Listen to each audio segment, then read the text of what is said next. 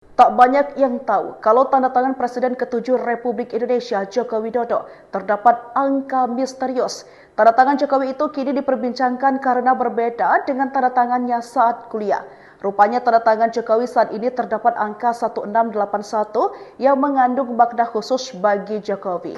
Namun angka itu tidak ada di tanda tangan Jokowi saat masih berstatus sebagai mahasiswa. Hal itu terlihat pada kertas pembayaran SPP Jokowi yang diperlihatkan oleh Bareskrim Polri pada Kamis 22 Mei 2025. Di kertas SPP UGM itu tertulis nama Joko Widodo dengan tanda tangannya serta tanggal 12 Januari 1982. Tanda tangan Jokowi ini menjadi perbincangan netizen karena berbeda dengan tanda tangan Jokowi yang selama ini dikenal.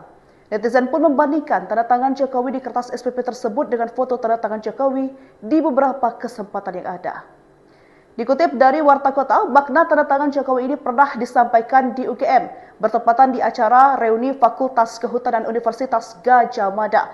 Presiden Joko Widodo membeberkan jika di tanda tangannya terdapat 3 angka.